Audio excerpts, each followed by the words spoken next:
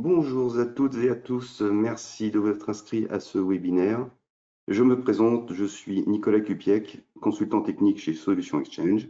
Je suis accompagné aujourd'hui de Patrice Russe, qui est responsable d'agence chez Solution Exchange. Et donc, l'objet de ce webinaire est de vous présenter d'une manière générique ce qu'est un bastion et de vous présenter une solution en particulier. Pour information, votre micro est coupé.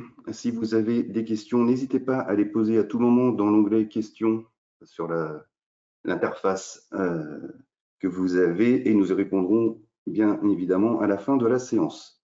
Enfin, sachez que ce webinaire est enregistré et qu'il sera disponible en ligne très prochainement. Je laisse tout de suite la parole à Patrice qui va vous donner l'agenda, vous expliquer un petit peu.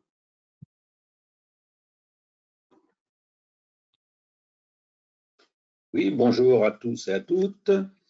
Alors l'agenda donc de cette présentation de cet après-midi. Donc tout d'abord, on va revoir et se mettre bien d'accord sur la définition d'un PAM de type bastion.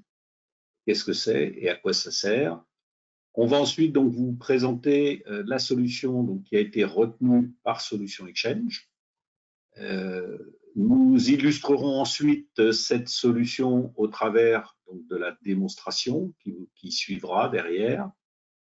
Et on va également faire une synthèse à la fin des fonctionnalités et des avantages donc, de cette solution qui vous sera présentée. Et on terminera enfin par une session donc, de questions-réponses. Voilà, alors je vais profiter également, juste avant de démarrer cette présentation, donc pour vous expliquer rapidement et vous présenter donc Solution Exchange. Donc Solution Exchange, notre métier en fait, c'est de sélectionner les meilleures solutions logicielles dans le domaine du renforcement de la sécurité de l'infrastructure IT. Donc on a aujourd'hui un stand déjà de nos clients qui participent et qui nous connaissent. Et on travaille plus particulièrement donc sur des solutions de provisioning, déprovisioning des utilisateurs pour gérer les entrées-sorties de personnel et leur créer des droits dans l'AD, dans l'Azure AD, sur les serveurs de fichiers et qui permettent aussi ces solutions d'aller jusqu'à commissionner ou décommissionner les boîtes aux lettres. On travaille également beaucoup sur le domaine de l'audit des changements, la traçabilité des accès et la détection des comportements anormaux, tout ce qui est analyse des logs, le SIEM. Et on travaille enfin sur toute la partie renforcement de la sécurité des mots de passe, mise en place de libres services pour que les utilisateurs puissent facilement déverrouiller leur compte ou les réinitialiser eux-mêmes leurs mots de passe, détecter des mots de passe faibles et mettre en place des mots de passe forts, utiliser aussi du SSO et du MFA. Donc pour notamment l'ouverture de l'OWA ou l'ouverture de sessions Windows. Alors pour le domaine des bastions, donc qui nous intéresse plus particulièrement aujourd'hui, qui va faire l'objet donc de cette présentation, tout est parti en fait d'un besoin croissant que l'on a entendu chez nos clients et qui ressortait d'audits de sécurité que font un certain nombre de nos clients en ce moment. Et en fait, on s'est mis en recherche nous des différentes solutions proposées sur le marché. Et après les avoir benchmarkées, en fait, on a retenu donc la solution ProVit de l'éditeur français Rubicat, donc qui va vous être présenté cet après-midi, qui illustrera donc le propos. Alors pourquoi cette solution? Pourquoi avons-nous retenu cette solution? D'une part parce qu'elle permet de faire une mise en œuvre rapide, c'est ce que demandent nos clients, donc d'avoir des retours sur investissement rapides, puisque nos interventions durent en moyenne 4 heures. On verra que pour l'installation, le paramétrage, la mise en œuvre et le passage de compétences, donc c'est extrêmement rapide et vous pouvez donc très facilement mettre en œuvre une solution de cette nature. C'est tout à fait abordable. C'est une solution à la fois simple, très intuitive au niveau de l'interface, et ça je vous laisserai en juger tout à l'heure, mais également très complète. Donc ça, vous pourrez en juger également lors de la démonstration ou à travers des POC, puisque vous pouvez donc réaliser à titre gracieux un POC, ce qui vous permettra de vérifier par vous-même tout ce qui vous aura été présenté cet après-midi. Alors, cette solution ProVit, c'est également une solution certifiée par l'ANSSI.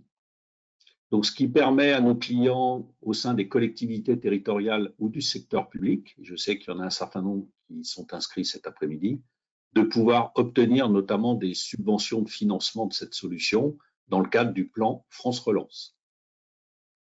Également, vous bénéficiez en cette solution d'une aide en ligne très complète et en français, ce qui n'est pas toujours le cas de toutes les solutions logicielles que nous proposons.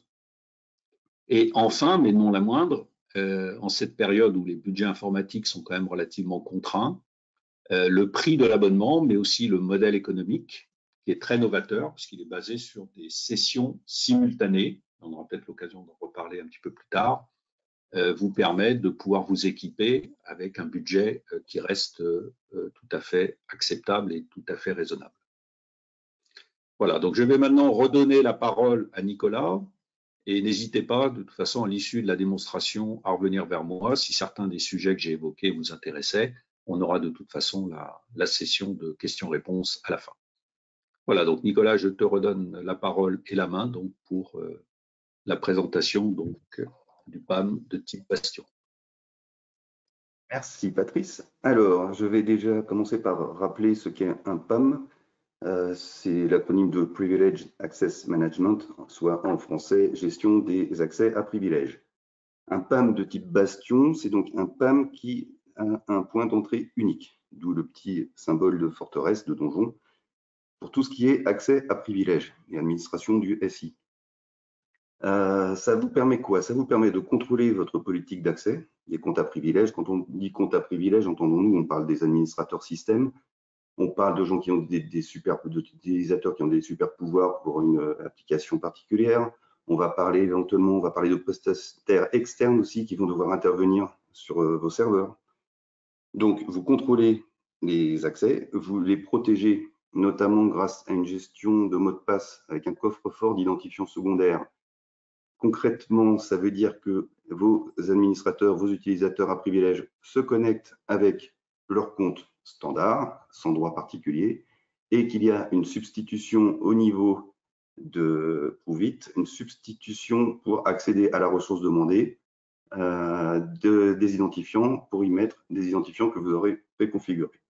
Et enfin, le dernier point très important, c'est la traçabilité, puisque tout est logué et tout est enregistré en vidéo. Chaque session, chaque connexion à un des services que vous aurez paramétré sera enregistré. C'est donc un outil d'auditabilité, de mise en conformité avec les différentes normes, dont le RGPD et avec les recommandations de l'ANSSI. Je vous rappelle que normalement, chaque opération, chaque action effectuée sur un serveur critique doit être impérativement surveillée, tracée et identifiable, et que les personnes à droit privilégié doivent être clairement identifiées et leurs accès doivent être restreints et surveillés. Alors, la solution Pruvit de Rubicat, de manière assez globale, comment cela fonctionne? Vous avez une population d'utilisateurs externes, donc ça va être un prestataire externe, ça va être un de vos admins qui est en télétravail, voilà, on peut imaginer toutes sortes de situations, et vous avez votre population interne qui est sur votre LAN. Dans les deux cas, ces utilisateurs vont se connecter au Bastion, donc à Pruvit. En passant évidemment par un VPN tiers pour la population externe. Sachez quand même que dans la roadmap de Rubicat, il est prévu un accès avec une passerelle web, donc publiable sur Internet pour le Q3 2023. C'est vraiment pour l'automne. Les authentifications se font au niveau de Pruvit, qui va contrôler et qui va propager ensuite la session jusqu'au service cible. Et puis toujours, on trace, on enregistre et on peut passer, c'est même conseillé, par l'authentification secondaire. Les protocoles supportés sont RDP, SSH et HTTPS. Donc, si je zoome là sur Pruvit en soi, vous avez également un administrateur ou des administrateurs Pruvit qui sont, eux, en charge de gérer la plateforme Pruvit, de donner les accès, de donner les droits, d'activer les services ou de les désactiver, de les paramétrer, etc. Il y a une politique d'accès qui est extrêmement fine, granulaire et basée sur des rôles. Et enfin, l'auditabilité pour le côté admin aussi. Vous avez la journalisation des connexions et vous savez exactement ce que les admins ont fait. Donc, pour une population externe, je vous disais, un télémainteneur, un prestataire, vous limitez les droits d'accès sur les équipements nécessaires à ces missions. En plus, vous pouvez faire des filtres sur des dates, sur des horaires. Vous pouvez même prévoir à l'avance qu'il interviendra tel jour, de telle heure à telle heure, et il ne pourra se connecter que sur la tranche horaire que vous aurez définie. Vous pouvez vous faire alerter au moment des interventions. Vous pouvez mettre des alertes par mail, par exemple. Vous pouvez visualiser en temps réel les interventions à partir de la plateforme Provit.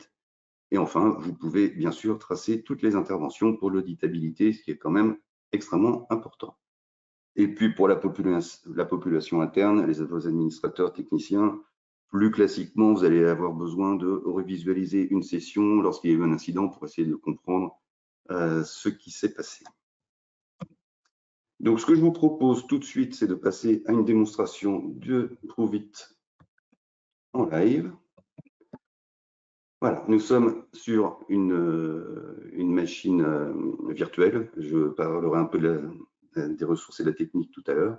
Nous arrivons donc classiquement sur un écran d'authentification. Là, j'ai mon compte admin de Provit que j'ai appelé Provit Admin et je me connecte. Alors, première chose, on arrive sur un tableau de bord, une vue générale, qui présente trois métriques assez intéressantes. La première, c'est l'activité des sessions. Donc là, vous voyez, comme vous pouvez le voir, mon Provit est configuré pour accepter jusqu'à 10 sessions simultanées, que ce soit du RDP, du SSH ou du web. Comme ça, vous avez déjà en un clin d'œil, vous avez une visibilité sur le nombre de sessions utilisées et quel type de session. Vous avez un deuxième élément qui vous montre l'espace utilisé et l'espace disponible. Et enfin, vous avez la charge système en termes de CPU. Alors, à l'installation de Provit, il va falloir d'abord évidemment préparer l'authentification de vos utilisateurs. Donc, pour cela, vous allez connecter vos serveurs d'authentification. Donc, il y en a un qui est un serveur LDAP interne à Provit, mais bien évidemment, vous pouvez rajouter votre serveur à partir du moment où c'est du LDAP générique, de l'Open LDAP, de l'Active Directory.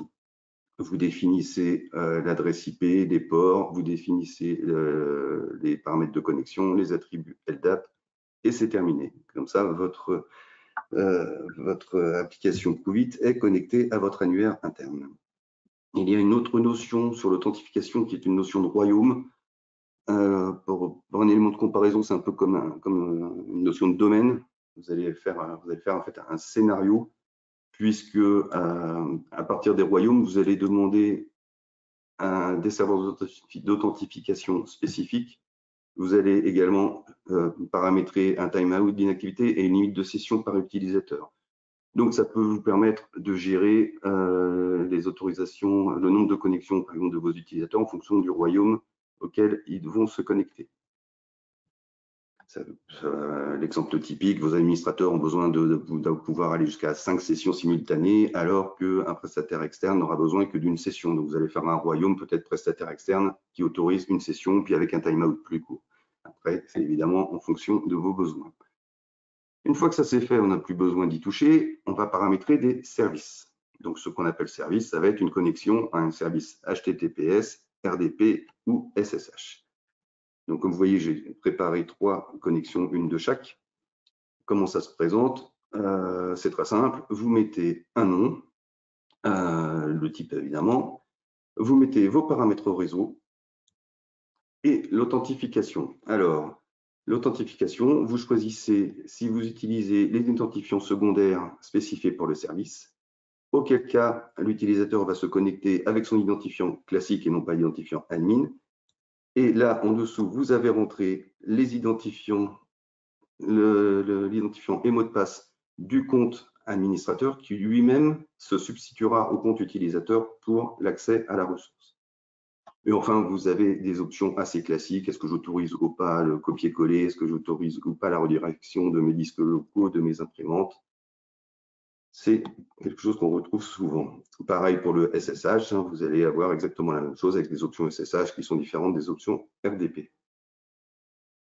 Et pour le HTTPS, là en l'occurrence pour le test, j'ai mis Google, évidemment, ce n'est pas très intéressant, c'est plutôt pour l'accès aux applis web d'administration, par exemple un PHP MyAdmin, enfin, ce que vous pouvez avoir, et avec toujours la même chose, le mode d'authentification qui peuvent être substitués par les identifiants secondaires. Une fois que c'est fait, vous pouvez créer des groupes.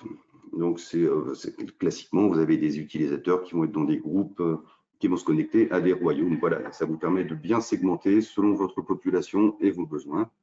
Donc là, j'ai créé un groupe admin interne et simplement, on lui attribue des services. En l'occurrence, j'ai attribué les 3 services, mais vous pouvez imaginer d'avoir des admins spécialisés Windows et des admins spécialisés Linux. Vous allez avoir un groupe d'admin Windows qui a accès au RDP et un groupe d'admin Linux qui a accès au SSH, par exemple. Donc, c'est vraiment très simple de configurer ces services, comme vous voyez. Vous avez quelques réglages là, supplémentaires, enfin, un réglage supplémentaire qui est le message qui va s'afficher à la connexion. Ça, de toute façon, c'est une obligation CNIL et puis c'est normal de prévenir les utilisateurs qu'ils sont enregistrés à partir du moment où ils se connectent.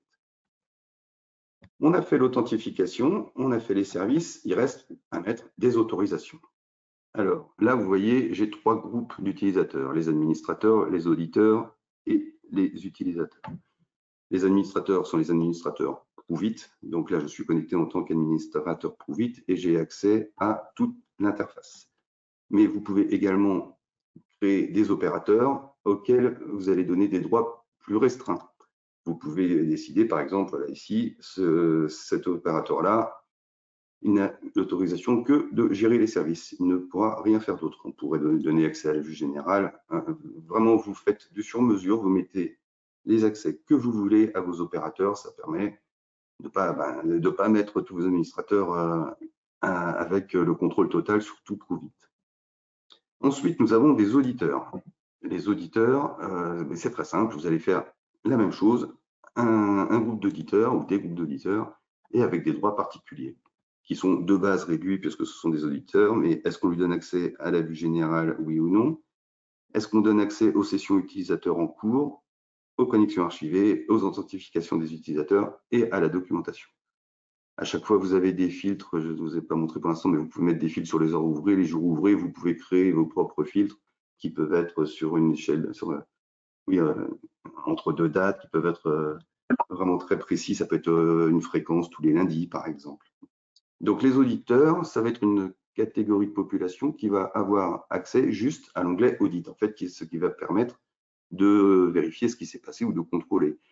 Ça va être intéressant de créer un compte auditeur si vous avez un audit externe sur la sécurité. Ça va être éventuellement intéressant si vous avez un DPO qui veut pouvoir de temps en temps vérifier que tout se passe bien, de lui donner juste ça. Tout ce qu'il peut faire, c'est revisionner ce qui a été fait. Et enfin, vous avez vos utilisateurs. Donc, ce sont les personnes qui vont avoir besoin d'accéder aux ressources en passant par le bastion.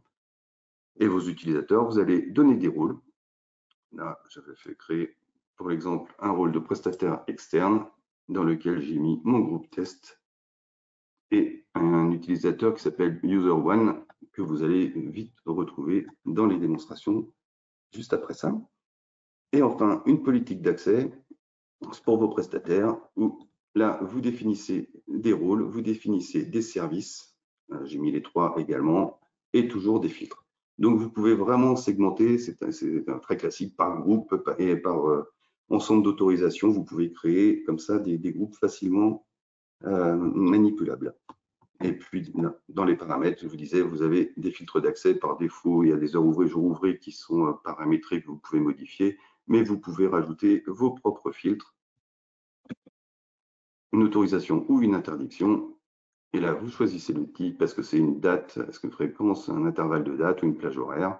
Donc, par exemple, je peux dire là, j'autorise la connexion tous les lundis. Et c'est tout. Et ce filtre, je pourrais ensuite l'appliquer à mes utilisateurs. Et là, on a fini de paramétrer. On n'a plus qu'à tester. Donc, le gros avantage de Proovit, c'est que vos utilisateurs vont utiliser leurs outils habituels. C'est-à-dire que s'ils utilisent, moi j'utilise par exemple Putty pour le SSH, eh ben, j'utilise mon Putty. Mais si j'ai un autre client, ça marche très bien. Donc on va commencer, puisque je parlais de Putty, on va commencer par le SSH. Comment ça se passe pour l'utilisateur? Il va rentrer l'adresse du bastion, tout bêtement.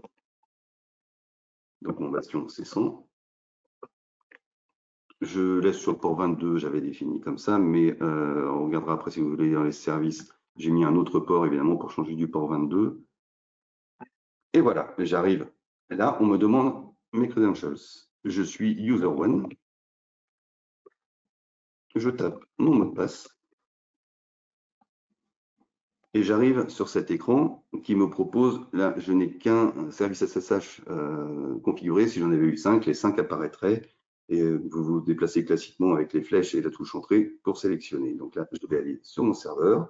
J'ai le message d'avertissement comme quoi je suis enregistré. Donc je souris et j'envoie.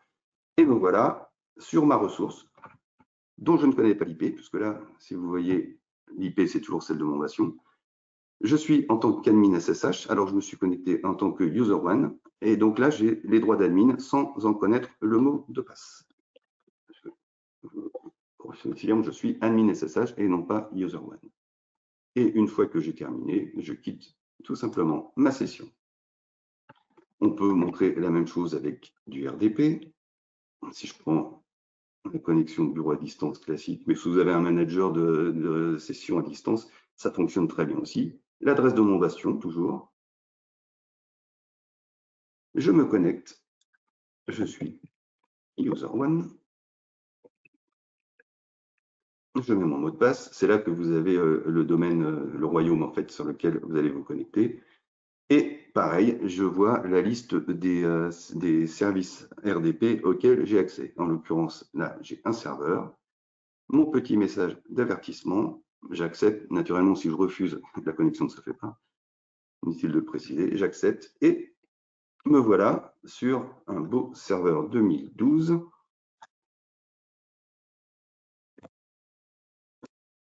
Et regardez, je suis un utilisateur qui s'appelle Provit et qui ne s'appelle pas user1. Et tout ce que je fais ici, c'est enregistrer comme pour la session SSH. Une fois que j'ai terminé, je quitte ma session. Vraiment aucun changement pour les utilisateurs. Ils retrouvent leurs outils. C'est juste en fait l'IP de connexion qui va changer. Et enfin, dernière chose, si je vais me mettre en connexion privée, évidemment, pour me connecter en tant que user1. Pour le HTTPS, toujours la même chose. Je me connecte à l'adresse, comme vous pouvez le voir ici, toujours l'adresse de mon bastion. Donc, je suis user1, je rentre mon mot de passe. Et là, donc, j'avais configuré Google. Je fais ouvrir. J'ai toujours mon message d'avertissement. J'accepte. Et je passe par le bastion pour accéder à mon service. Donc, encore une fois, Google, évidemment, ce n'est pas très représentatif, mais imaginez, toutes vos interfaces d'admin web devraient même passer par le bastion. Et c'est pareil, hein, si je fais test, là, ça marche, et vous verrez après que c'est enregistré. Donc, je reviens sur l'administration de Provit. Là, on voit que ma session web, forcément les deux autres se sont déconnectés à la fermeture du client. Pour la session web, c'est encore le cas, il y a toujours la session ouverte pour une demi-heure, je pense. Et ça me permet de vous montrer maintenant la partie audit. Dans la partie audit, qu'est-ce que j'ai? J'ai mes événements utilisateurs, où je vois mes sessions en cours. Et en l'occurrence, là, j'ai ma session web de user1 qui s'est connectée. J'ai son IP source, j'ai sa date d'authentification, etc. Je peux voir la session en direct et je peux aussi déconnecter l'utilisateur. Voilà, je peux fermer comme ça de force une session où je peux regarder en direct ce que l'utilisateur est en train de faire. Toutes les sessions ensuite sont archivées. Vous avez info utilisateur, le type de service qui a été utilisé, la date de début, la date de fin, la durée, les infos sur le service. Et vous pouvez revoir les vidéos. Alors, pour des raisons d'optimisation d'espace disque, les vidéos ne sont pas générées à la volée, il faut que vous les génériez. Donc, je génère, mais c'est très rapide, hein, on vous demande la qualité, le format, bon, surtout pour quelques secondes d'enregistrement, là ça va aller très très vite. Je génère mes, mes vidéos et je peux revoir ce qui s'est passé. Donc si je commence par le SSH, c'est pas de la vidéo exactement, c'est en fait, c'est de la métadonnée et qui est retranscrite exactement de la même manière. Et là, vous allez voir ma session où j'ai fait un who am I de mémoire, où je vous expliquais que j'étais connecté en tant qu'admin SSH alors que j'ai rentré les informations de connexion de user1. On peut évidemment accélérer les vidéos, avancer à un point précis. Sur une vidéo de 30 secondes, ça n'a pas de sens, mais si vous regardez une session de plusieurs heures pour trouver à quel moment s'est produit un incident, ça peut être très intéressant de la passer en accéléré ou d'aller directement à l'heure estimée. Voilà, j'ai ma vidéo, j'ai récupéré tout ce qui a été fait par l'utilisateur. La même chose pour mon RDP. Je lance ma vidéo. Donc, si vous vous souvenez bien, je me suis connecté, j'ai fermé le gestionnaire de serveur. Ensuite, j'ai dû ouvrir une fenêtre DOS, oui, c'est ça, pour montrer que j'étais connecté en tant que PO8. Et puis, j'ai quitté ma session. Et puis, enfin, vous avez le HTTPS, toujours la même chose, avec toujours la possibilité d'accélérer, toujours la qualité de la vidéo quand vous l'avez généré, vous choisissez le vidéo, vous voyez, niveau moyen, ça suffit amplement pour repérer un souci ou pour surveiller. J'avais tapé test, voilà. Toutes ces vidéos sont donc accessibles à tout moment, sachant que évidemment vous avez des réglages sur la rétention, donc c'est à vous de voir en fonction de la rétention légale, selon votre type d'entreprise, en fonction de votre espace disque aussi, de vos besoins à vous, vous pouvez donc changer ces paramètres. Par défaut, les enregistrements sont gardés 30 jours, sont conservés 30 jours, et les logs sont conservés une année. Donc vous aviez, je dis, les connexions archivées et vous avez enfin les authentifications où vous voyez qui s'est connecté, qui s'est déconnecté, et vous avez également les erreurs de connexion, ce qui peut vous permettre de surveiller s'il y a des tentatives d'intrusion. Vous avez les événements de l'administrateur. Donc attention, quand on parle administrateur, là on parle d'administrateur tout vite, hein. On considère que tous vos utilisateurs sont administrateurs de certaines ressources. Mais on trace également ce qu'ont fait les administrateurs dans Provit pour éviter tout problème. On a donc les heures de connexion, à partir de quelles IP, les authentifications et les opérations surtout qui ont été faites. Dans les paramètres, donc, je vous disais, vous pouvez créer des notifications, soit par mail, vous avez juste à régler votre SMTP et puis vous pouvez ensuite créer des alertes. Je vais en créer une nouvelle. Type, vous mettez la sévérité, vous mettez, je sais pas, les connexions échouées par exemple, vous mettez un nom à la règle, ajoutez une cible. Là, en l'occurrence, j'avais créé une adresse que j'ai appelée RSSI avec un mail derrière. Vous pouvez également faire du syslog pour envoyer tout ça à votre SIEM pour automatiser les analyses. Et gestion des événements, voilà, nombre de tentatives de connexion, tentative infructueuse 3 en 60 secondes, ça va me permettre d'avoir des alertes en temps réel dans ce cas-là. Je crois que nous avons fait le tour. Donc, pour résumer, vous voyez, on configure notre annuaire, on configure nos services, on donne des autorisations à des groupes, on met des comptes dans des groupes, enfin, on s'organise comme on veut. Et ensuite, on n'a plus qu'à auditer quand on en a besoin. Encore une fois, j'insiste sur le coffre-fort d'identifiant secondaire. C'est très intéressant puisque sur un même serveur, vous mettez un seul compte admin. Vous n'avez pas à gérer un groupe d'admin avec les gens qui quittent la société, les gens qui arrivent, qu'il faut penser à mettre à jour.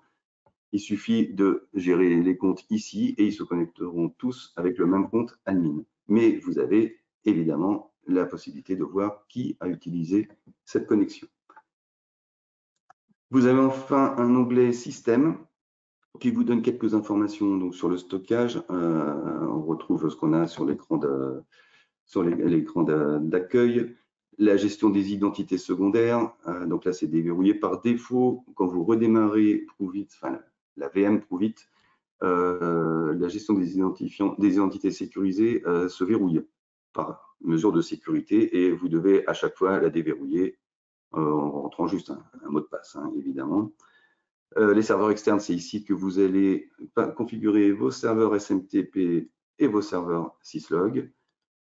L'API, oui, j'ai oublié d'en parler pour ceux que ça peut intéresser, une des versions, parce qu'il y a plusieurs niveaux de licence, et une des licences donc, de Provit donne également l'accès à l'API REST, ce qui vous permet d'automatiser à peu près tout.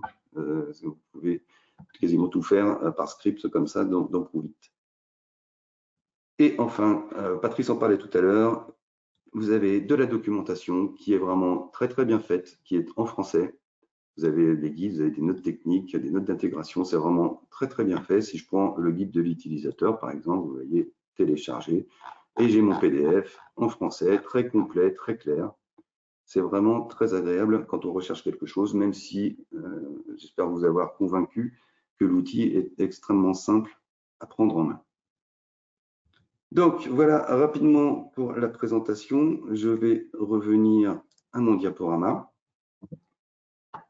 Je vous résume donc rapidement les fonctionnalités principales. Dans la version standard de Provit, vous avez tout ce qu'on a vu sur les politiques d'accès, le coffre-fort sécurisé pour les identifiants secondaires, tout ce qui est journalisation, enregistrement et revisionnage, et les notifications avancées. Tout ça, c'est de base dans Provit.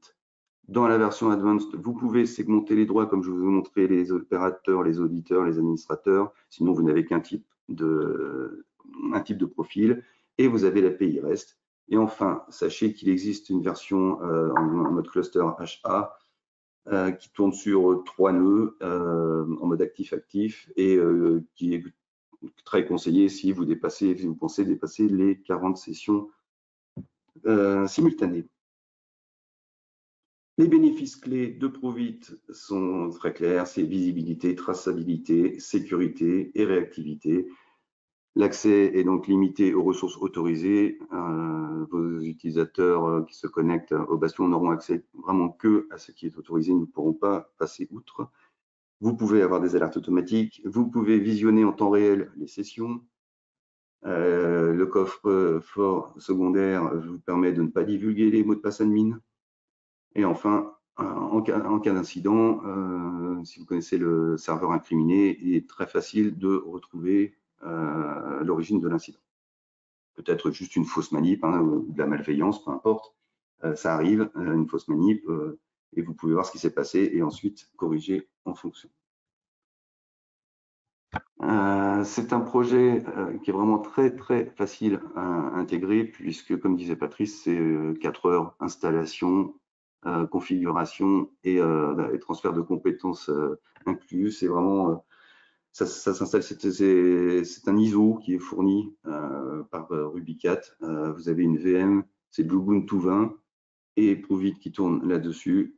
C'est virtualisé. Vous n'avez pas d'agent à installer sur aucune machine. Voilà, vous avez juste votre VM Provit qui tourne dans son coin. Très facile à administrer, j'espère vous avoir convaincu. Et puis, sachez qu'il est possible d'avoir une licence POC gratuite pour tester le produit dans votre environnement. Voilà, nous arrivons au terme de cette présentation. Je vous propose donc de passer aux questions-réponses s'il y en a. N'hésitez pas à poser des questions.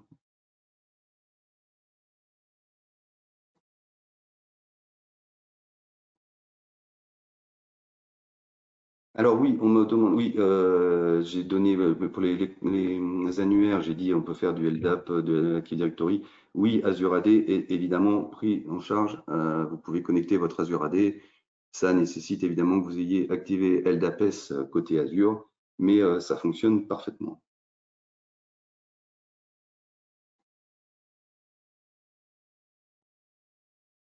En termes de sauvegarde, alors oui, bonne question. Les sauvegardes, Provit fait une sauvegarde automatique quotidienne de votre configuration.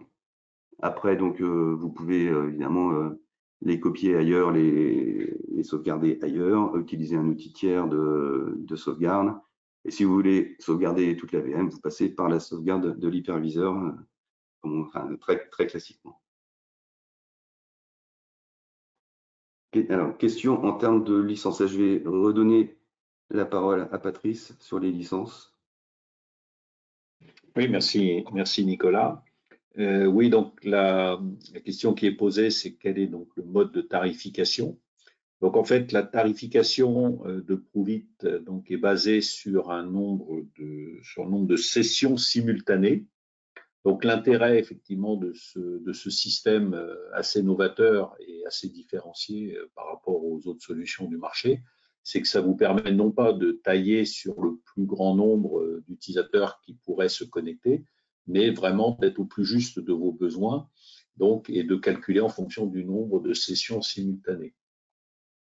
Sachant que si éventuellement la licence était taillée un petit peu trop juste et qu'à un moment vous ayez besoin d'avoir un petit peu plus de sessions simultanées, l'éditeur laisse en fait la possibilité d'une forme de déverrouillage qui vous permet en fait d'obtenir automatiquement 5 licences supplémentaires pendant une période d'1 mois à titre gracieux. Donc, qui vous permettra quand même de réaliser les travaux que vous avez besoin de faire sans pour autant être pénalisé et tout en restant dans la licence initiale. Bon, c'est juste vraiment pour absorber un pic d'activité si vous deviez en avoir un. Après, si effectivement, dans le temps, il s'avère que vous ayez besoin de plus de sessions simultanées, il suffit bien entendu d'augmenter le type de licence pour vous caler sur vos nouveaux besoins. Je vois également une question donc, concernant le POC. Donc, il est effectivement tout à fait possible donc, de réaliser un POC. Donc, j'invite celles et ceux donc, qui seraient intéressés par la réalisation d'un POC donc, à revenir vers moi à l'issue donc, de ce webinaire. On avait normalement prévu, je crois, d'afficher les adresses mail que vous puissiez. Les voici. Voilà. Vous avez ici nos mails respectifs. Donc, si vous aviez effectivement plus des questions techniques, donc c'est auprès. Je vous invite à prendre contact donc avec Nicolas Kupiec, ou sinon pour toute question d'ordre commercial, donc de voir ça avec moi directement. Donc, Patrice Russe. Donc, sachant qu'on peut effectivement très facilement mettre en place un POC, et ça permet aussi, le POC va vous permettre aussi de mesurer en fait le nombre de sessions simultanées dont vous pourriez avoir besoin, et donc ainsi de pouvoir tailler la licence et qu'on puisse vous adresser une offre financière pour cette solution qui, encore une fois, je le dis, pour avoir regardé aussi et consulté toutes les offres du marché et continuer de les benchmarker, propose effectivement des prix particulièrement intéressants et agressifs. Voilà pour les différentes questions. Donc, à ce moment-là, je reviendrai vers les différentes personnes qui souhaitaient d'ores et déjà qu'on puisse leur établir des éléments financiers. Comme ça, je reviendrai vers elles. Donc, ensuite, une question concernant le maintien en conditions de sécurité au niveau des mises à jour. Donc, dans le cadre de l'abonnement que vous souscrivez, donc vous bénéficiez automatiquement de toutes les mises à jour correctives et évolutives, donc qui sont fournies par l'éditeur. Donc, ça fait partie donc de l'abonnement que vous pouvez souscrire. Donc, voilà, donc il y a encore quelques questions, mais donc afin de pouvoir rester dans le cadre qui nous était imparti, en termes de temps, donc je reviendrai à ce moment-là vers les personnes afin de pouvoir répondre aux dernières questions qu'il y a pu avoir ou qu'il y aura. Donc n'hésitez pas surtout à nous recontacter. Donc il nous reste à vous remercier de nouveau donc, du temps que vous nous avez consacré pour cette présentation. J'espère que ça a répondu à vos attentes, que ça vous a permis de voir que le Bastion, c'est quelque chose qui est tout à fait abordable et que vous pourriez mettre en place très facilement chez vous. Et Solution Exchange, donc nous sommes là pour vous y aider au travers de nos expériences réussies et des retours d'expérience qu'on a pu avoir chez nos clients. Voilà, je vous remercie toutes et tous et je vous souhaite une excellente après-midi. Merci, à très bientôt. Merci à tous. Au revoir.